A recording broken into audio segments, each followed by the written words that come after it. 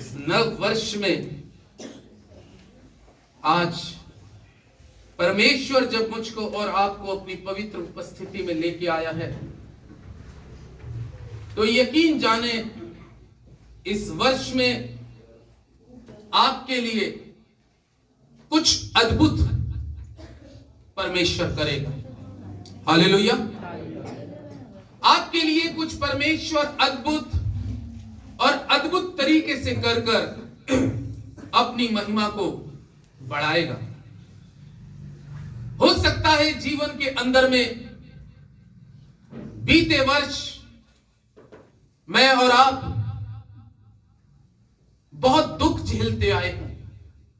हो सकता है कुछ लोग महीनों से, कुछ लोग सालों से, कुछ दुख, कुछ पीड़ा, कुछ गरीबी, असफलता, निराशा, शत्रु का पहाड़, ये सब कुछ आप झेलते चले आ रहे हो और आप सोचते हो कि मैं इन सारी चीजों से कौन से वर्ष में छुटकारा मुझको मिलेगा। लेकिन ये वर्ष परमेश्वर के लोगों आपके लिए एक बहुत ही ब्लेसिंग का वर्ष है, जिसमें परमेश्वर आपके सिर के ऊपर में भलाई का मुकुट रखेगा। हालेलुया।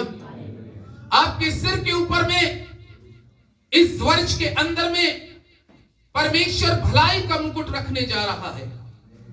हो सकता है आपने बीते साल तक बहुत दुख उठाया। जिनके पास बाइबल है, पवित्र शास्त्र बाइबल में से देखें, भजन संहिता की पुस्तक 90 अध्याय। क्योंकि आज परमेश्वर दाऊद के द्वारा, अगर हम दाऊद की जिंदगी में देखें तो इसने बहुत दुख उठाया और बहुत दुख उठाकर शत्रु इसके विपरीत रहा। जंगल में गरीबी इसके सम्मुख रही। भेड़ और बकरियों के बीच में कुछ साल इसकी जिंदगी के ऐसे ही कटते जा रहे थे। एक दिन परमेश्वर से कहने लगा, आज की सुबह यदि आपको भी जीवन के अंदर में कुछ ऐसा लगता है, तो जैसे दाऊद को उस परमेश्वर ने एक नए वर्ष के अंदर में एक नई आशीष से नवाजा, इस वर्ष 2024 के अंदर में वो परमेश्वर जो दाऊद को आशीष से देने वाला परमेश्वर है, जो दाऊद के सिर पर भलाई का मुकुट रखने वाला परमेश्वर है, वो इस वर्ष आपके भी सिर पर भलाई का मुकुट रखेगा। हालेलुया। दाऊद इस पद के अंदर में 90 भजन संहिता में कहता है और उसके 15वें पद के अंदर में, 90 भजन संहिता का 15वां पद कहता है, जितने दिन तू हमें दुख देता आया और जितने वर्ष हम क्लेश भोगते आए, उतने ही वर्ष हमको क्या दे? आनंद। हालेलुया। जितने वर्ष तू हमको दुख देता आया। परमेश्वर के लोगों, कभी कभी हमारे जीवन के अंदर में बहुत से दुख, बहुत सी परेशानियां, बहुत सी परीक्षाएं, बहुत सा सताव और बहुत सी गरीबी, बहुत सी चीजें कभी कभी परमेश्वर की भी तरफ से आती हैं। क्योंकि बाइबल में लिखा है, धर्मी के जीवन में बहुत सी विपत्तियां आती हैं। हालेलुया। अगर मैं इस बात को कहूं और आप अगर इस बात को सोचें, मैं तो एक परमेश्वर का बहुत अच्छा जन हूं और परमेश्वर के साथ अपना जीवन बहुत अच्छा व्यतीत करता हूं, तो क्या मेरे जीवन में दुख नहीं आएगा? क्या मेरे जीवन में बीमारी नहीं आएगी?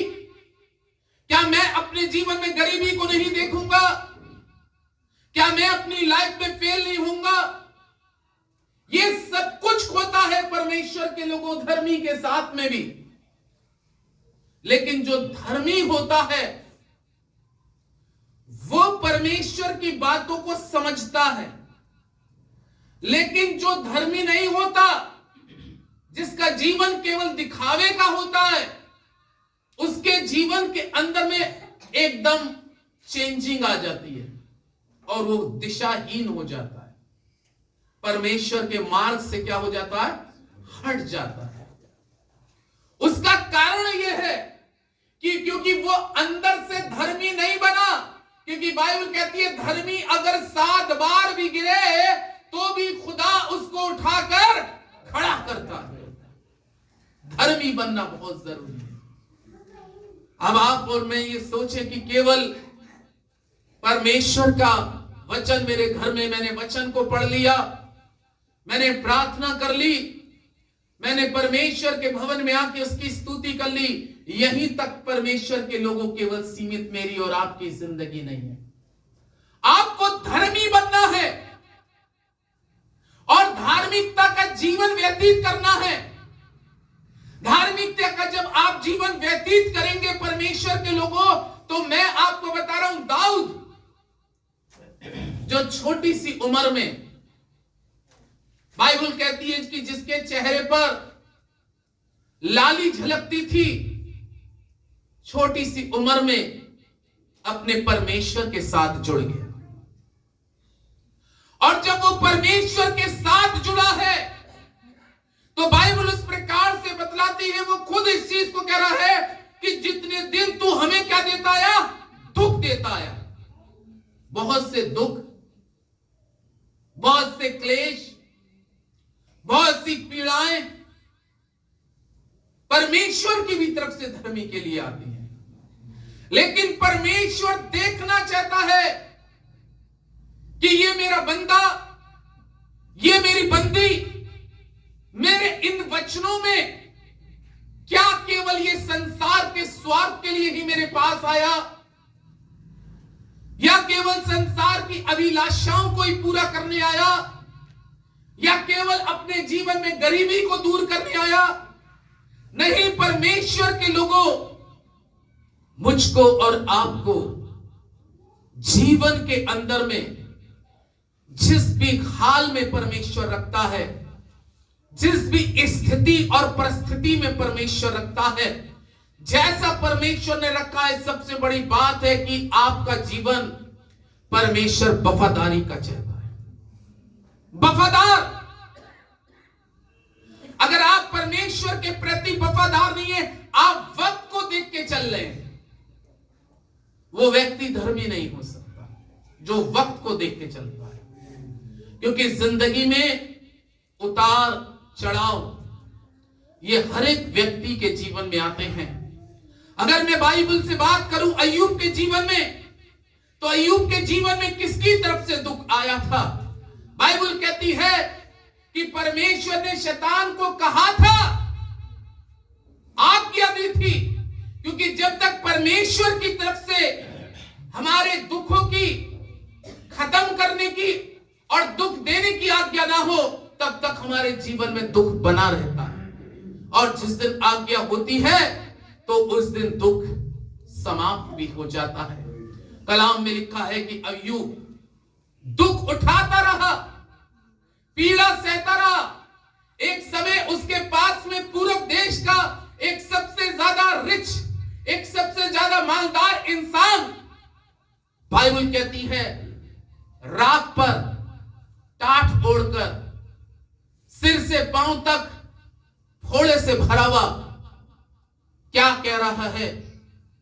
जिस परमेश्वर के हाथ से हम सुख लेते हैं, क्या उससे दुख ना ले? जिस परमेश्वर ने दिया, उस परमेश्वर ने लिया, उसका नाम धन्य हो। ये एक धर्मी की पहचान है। एक ये धर्मी की पहचान है, क्योंकि उसको दुनिया भी चीज की लालसा नहीं है। अगर आप संसारिक रीति से फलवंत हो रहे हैं, तो हमारी और आपकी आंखें संसारिक ही चीजों पे नहीं लगे रहे, बल्कि फलवंत करने वाले की ओर लगी रहना बहुत जरूरी है। दाऊद अपनी जिंदगी में कष्ट उठा रहा है, पीड़ा उठा रहा है, दुख उठा रहा है। उस समय राजा शाऊल का अपमान सह रहा है, शाऊल उसका शत्रु बन चुका है। ओ जिंदगी के अंदर में भाग रहा है, दौड़ रहा है, अपना बचाव शाऊल से कर रहा है। शाऊल एक बब्बर शेर के समान दाऊद के पीछे लगा है, मैं इसको कब मार दूं। और दाऊद की जिंदगी में कुछ महीने, कुछ साल ऐसे गुजरे हैं जिसमें वो बहुत दुख उठाता रहा, बहुत पीड़ा सहता रहा। लेकिन दुख उठाने का मतलब यह नहीं था कि वो परमेश्वर को छोड़ दे। दुख उठाने का मतलब यह नहीं था कि वो परमेश्वर से मुंह मोड़ ले। दुख उठाने का मतलब यह नहीं था कि वो परमेश्वर को छोड़ के किसी बुत परस्ती में लग जाए। वो अपने जीवित परमेश्वर में कायम था, अपने जीवित परमेश्वर में बना हुआ था और परमेश्वर की दुहाई दे रहा था और कह रहा है, जितने दिन तू हमें दुख देता आया और जितने वर्ष हम कलेश भोगते आए, अब उतने वर्ष हमको आनंद दे दे। शायद हो सकता है मेरे अजीजों, मेरे भाई बहनों, हो सकता है हमने भी, आपने भी जिंदगी में कुछ महीने, कुछ साल दुख उठाया हो। लेकिन उन दुख की घड़ियों में जो दुख से बाहर निकाल सकता है, जो संकट से, क्लेश से बाहर निकाल सकता है, जो गरीबी से और लाचारी से बाहर निकाल सकता है, आपका सही संबंध उस परमेश्वर के साथ बने रहना बहुत जरूरी है। जैसे दाऊद का बना रहा, दाऊद बना रहा अपने परमेश्वर में, और परमेश्वर देख रहा था कि मेरा बंदा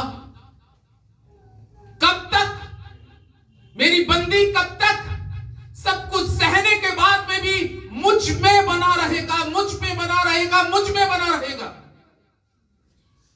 और बाइबल में लिखा है, अगर आप 78 भजन संहिता निकालें, 78,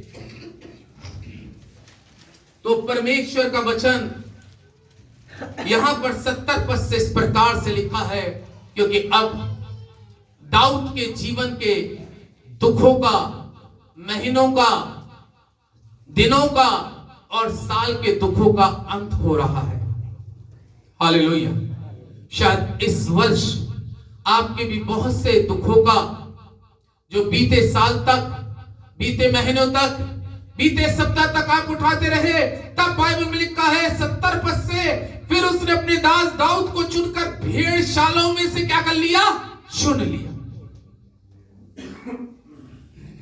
वह उसको बच्चे वाली भेड़ों के पीछे पीछे फिरने से ले आया कि वो उसकी प्रजा याकूब को अर्थात उसके निज भाग इज़राइल की चरवाही करे। तब उसने खरे मन से उसकी चरवाही की और अपने हाथों की कुशलता से उनकी अगुवाई करे। हालेलुया। एक समय आया कि वो दुख की भट्टी में से परखा जा रहा था, निकाला जा रहा था, लेकिन बाइबल में का एक समय आया कि उसकी जिंदगी के वो महीनों के दिन, सालों के दिन, जो उसने कई महीने, कई साल दुख उठाया, एक दिन परमेश्वर ने उस पर दृष्टि करी। एक साल, एक महीना और एक दिन दाऊद की जिंदगी में आ गया कि परमेश्वर ने अपनी निगाह दाऊद पे गड़ा दी। आज परमेश्वर के लोगों, यदि आप अपने परमेश्वर में पूरी तरीके से कायम हैं और वो परमेश्वर का वचन आपके जीवन में है, और आप चाहे कितनी पीड़ा कष्ट उठा रहे हो, लेकिन आपसे कहूंगा परमेश्वर का दास होने के नाते कि इस वचन से कभी मत मुकरना। ये वचन ही है जो आपको चुन के एक दिन खड़ा कर देगा। और कलाम कहता है दाऊद चुन लिया गया और चुनकर बाइबल में लिखा है कि इस्राएल देश का ये क्या बनाया गया, राजा बनाया गया। हालेलुया। लेकिन उस राजा बनने से पहले वो कह रहा है, जितने दिन तू हमको दुख देता आया और जितने वर्ष हम क्लेश भोगते आए, उतने ही वर्ष अब तू हमको क्या दे दे, आनंद दे दे। और उसकी जिंदगी में ये वर्ष ऐसा आया कि परमेश्वर का कलाम कहता है, परमेश्वर ने इसको चुनकर इस्राएल के लिए, उस वक्त इस्राएल के अंदर का जो राजा था, जो पहला राजा इस्राएल का हुआ, वो शाऊल हुआ। बाइबल शाऊल के बारे में इस प्रकार से कहती है कि शाऊल के ऊपर में भी परमेश्वर का अभिषेक था। परमेश्वर ने शाऊल को सामर्थ से भरा था। लेकिन बाइबल क्या कहती है कि जब शाऊल राजा दाऊद के विपरीत काम करने लगा, दाऊद के अगेंस्ट हो गया, दाऊद के लिए बुरा सोचने लगा, दाऊद का शत्रु बनकर उस पे भाला चला रहा है, अपनी सेना भेजकर उसको मरवाने का प्रयास कर रहा है। लेकिन परमेश्वर ने तो दाऊद को क्या कर लिया था, चुन लिया था। और परमेश्वर का वचन इस प्रकार से कहता है, शाऊल जिंदगी में बहुत परेशान होने लगा। शाऊल का धार्मिक गुरु, जिसका नाम शमूएल था,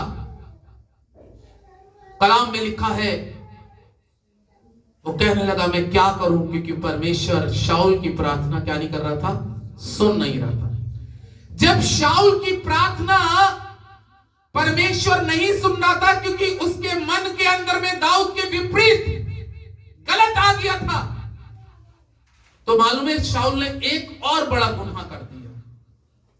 वो कौन सा बड़ा गुनाह करा मालूम है उसने, जिससे परमेश्वर बहुत नाराज हो गया। मालूम है उसका सबसे बड़ा गुनाह क्या था? कोई यहां पर ऐसा व्यक्ति है जो उसके उस बड़े गुनाह को बता सकता है कि सबसे बड़ा गुनाह उसका क्या हुआ? बाइबल कहती है कि वो जीवते परमेश्वर को छोड़कर, जीवते परमेश्वर को छोड़कर वो बुत परस्ती में चला गया। काय में चला गया? और उससे कहने लगा मेरे लिए बता। कई बार हम जीवते पर, यह बाइबल में लिखा, ये बात खुदा को और बुरी लगी कि एक तो गलत कर रहा है और गलत करने के साथ साथ जीवते परमेश्वर को छोड़कर संसारिक तांत्रिकों के पास, बुत परस्ती वालों के पास पहुंचकर कह रहा मेरे लिए बताओ। उसको कुछ जवाब नहीं मिलता। सारे रास्ते द्वार उसके क्या हो चुके हैं? बंद हो चुके हैं। और अंत में बाइबल में लिखा है शाऊल की मृत्यु के बारे में कि जब वो युद्ध के मैदान में युद्ध कर रहा था अपने 3 बेटों को लेकर साथ, तो अपनी ही तलवार को खड़ी करके उसके ऊपर में गिर गया। अपनी तलवार से उसने अपने आप को मार लिया, क्योंकि परमेश्वर का आत्मा उसके जीवन से चला गया था। अजीजों, जब हम तक हम परमेश्वर के साथ और परमेश्वर के वचन के साथ रहते हैं, इसलिए बाइबल में लिखा है एक मनुष्य 2 स्वामियों की सेवा नहीं कर सकता। एक की सेवा करे, या तो परमेश्वर की सेवा करे या बुत परस्ती की सेवा करे, क्योंकि 2 दायरे में हम रखकर अपनी जिंदगी को कभी सफल नहीं कर सकते, ना तो आत्मिक रीति से और ना संसारिक रीति से। आपको खुद समझ में नहीं आएगा कि ये कौन मेरे लिए कर रहा है। इसलिए एक तरफा जीवन परमेश्वर के साथ होना बहुत जरूरी है। और दाऊद एक तरफा हो गया था, और बाइबल में लिखा है कि दाऊद कह रहा है कि जितने वर्ष हमने क्लेश उठाया, जितने दिन, उतने साल अब तू हमको क्या दे दे? आनंद दे दे। मालूम है दाऊद की जिंदगी में आनंद के कितने साल आ गए थे? मालूम है कितने साल दाऊद राजा बना इजराइल पे? 40 साल तक। हालेलुया। 40 साल बाइबल में लिखा है लगातार दाऊद ही राजा बनता रहा, दाऊद ही राजा बनता रहा, दाऊद ही राजा बनता रहा, क्योंकि उसने अपनी दुख की घड़ियों में, कष्ट की घड़ियों में, गरीबी की घड़ियों में, जब उसके अपनों ने उसको त्याग दिया था, अपनों ने उसको छोड़ दिया था, तब कोई उसके साथ नहीं था, तब केवल परमेश्वर उसके साथ था। और परमेश्वर उसको देख रहा था, तब बाइबल में लिखा है उसको निकाल कर बाहर कर दिया। और 40 साल बाइबल में लिखा उसका शत्रु शाऊल उसके सामने, उसने अपने हाथ से भी उसको नहीं मारा। हालांकि शाऊल उसको बहुत नुकसान कर रहा था, उसका बहुत बड़ा घाटा कर रहा था, उसको मारने पे तैयार था, लेकिन बाइबल में लिखा है उसको कौन मार सके जिसके सर पर परमेश्वर का हाथ हो।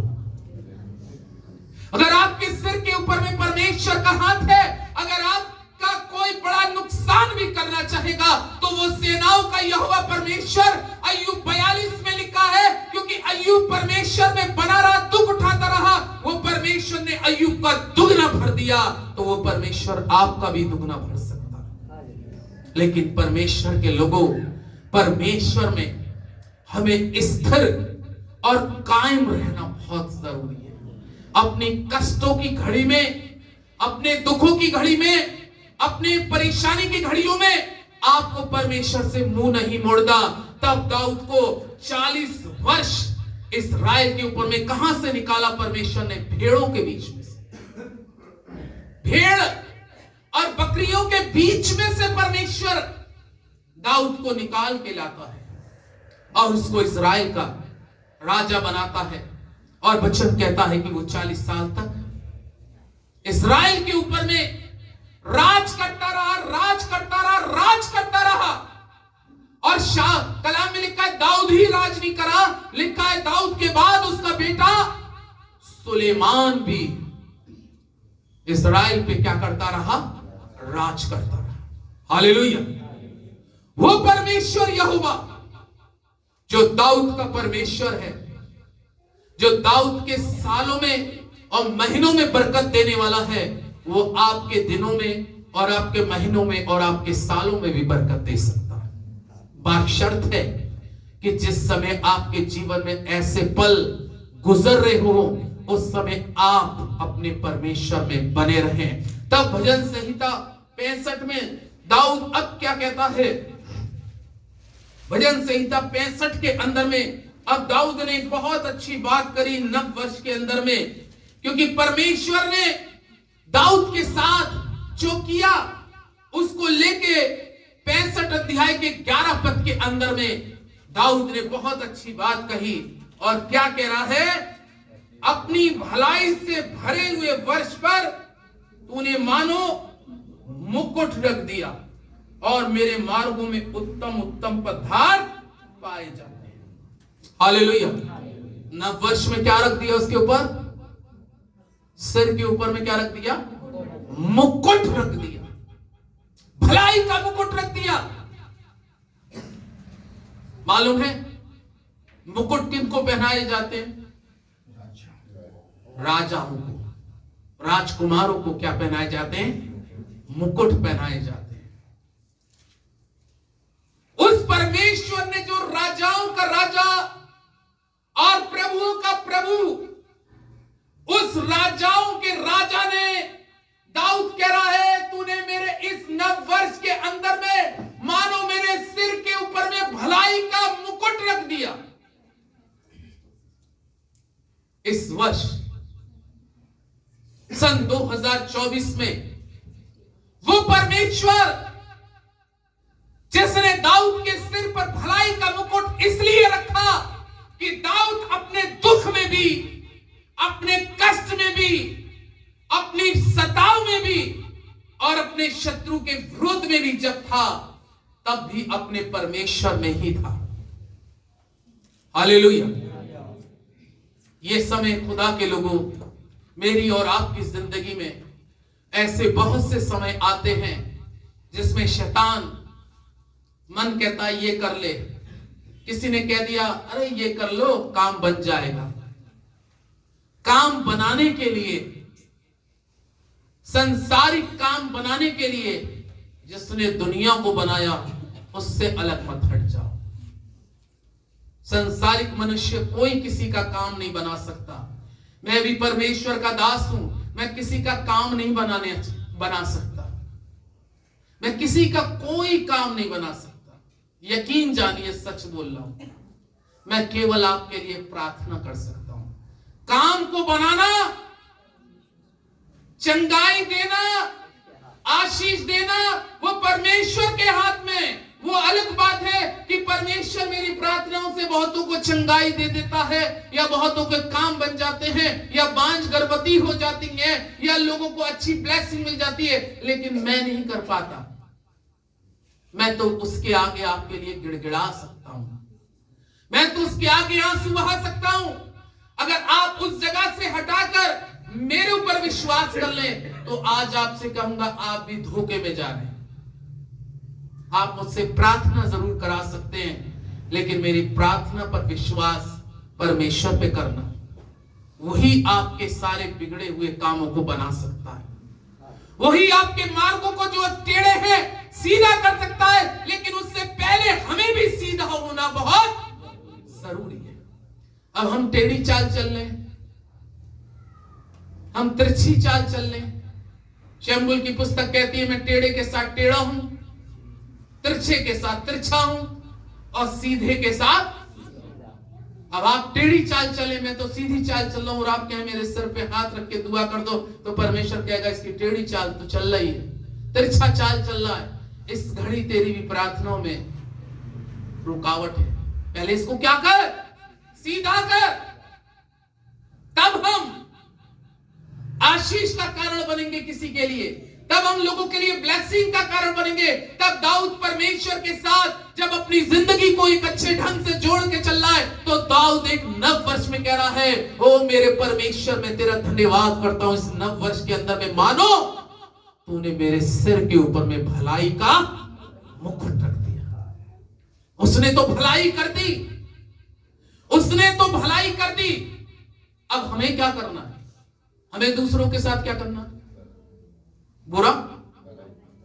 अरे भैया, जब उसने भलाई का मुकुट दिया है, भलाई का मुकुट का मतलब है सोच विचार में भलाई आ जानी चाहिए, शब्दों में बोली में भलाई आ जानी चाहिए, आंखें नर्मता के साथ में भलाई के साथ देखना शुरू कर दें, और जितना इस हाथ से भला हो सके उतना भला करने में। क्योंकि उसने जो भलाई का मुकुट रखा है वो केवल इसलिए नहीं रखा कि आप ही भलाई देखें। मालूम है, बाइबल इस प्रकार से कहती है कि जिसके सिर पर भलाई का मुकुट रख दिया और अगर वो भला नहीं करता, याकूब की पुस्तक देखें 4 अध्याय, जिसके सिर पर भलाई का मुकुट रख दिया और यदि वो भलाई नहीं करता, तो परमेश्वर का वचन क्या कहता है? याकूब 4 अध्याय का 17वां पद, याकूब 4 अध्याय का 17वां पद। और यहां पे इस प्रकार से लिखा है, इसलिए जो कोई भलाई करना जानता है और नहीं करता, यह उसके लिए क्या गिना जाता है? पाप गिना जाता है। हालेलुया। उसने तो मानो हमारे सिर पर इस नव वर्ष 2024 के अंदर में भलाई का मुकुट रख दिया, लेकिन हम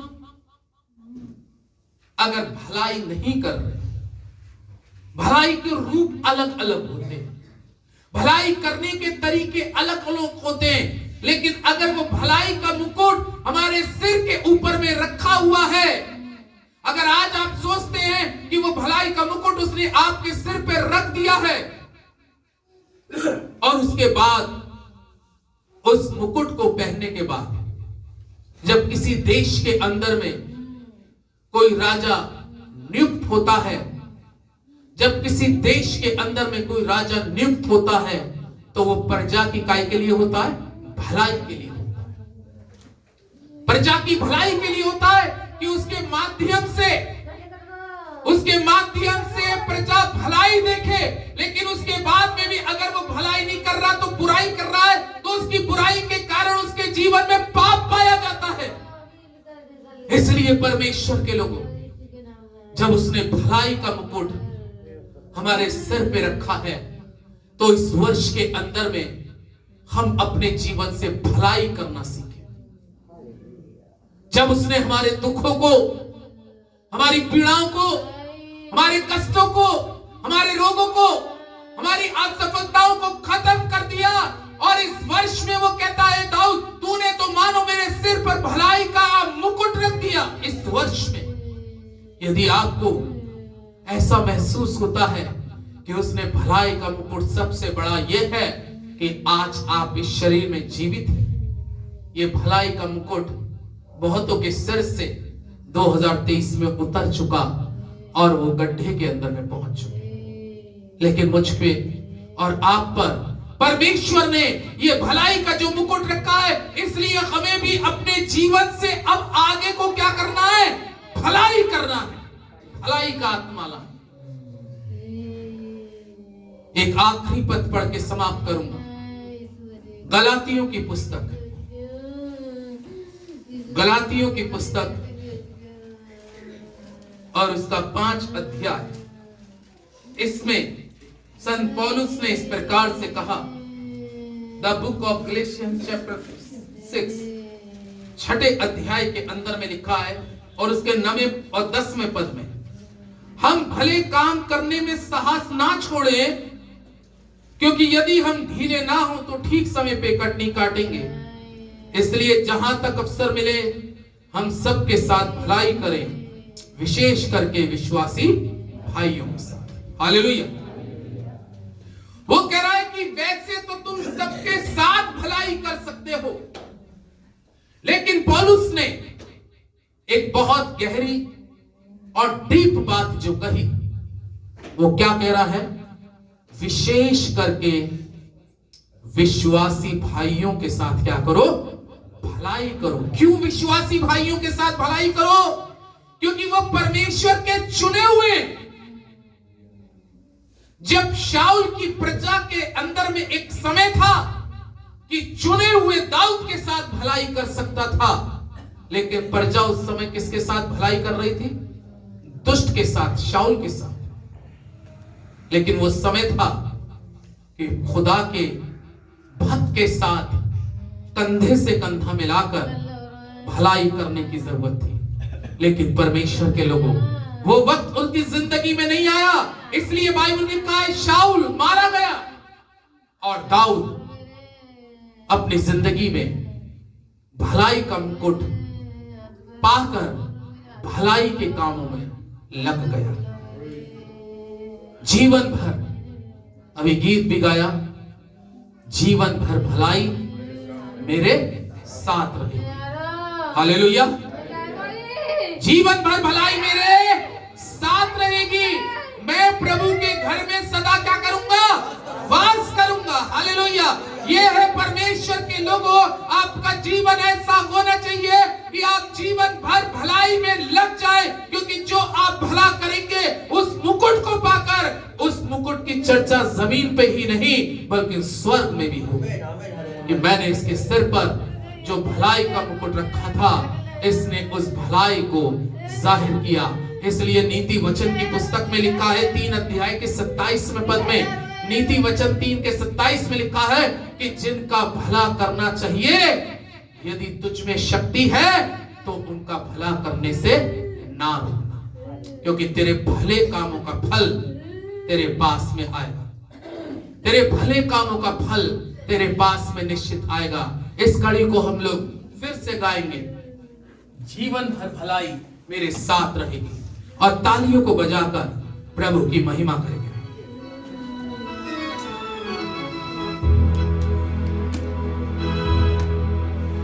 जीवन भर भलाई मेरे साथ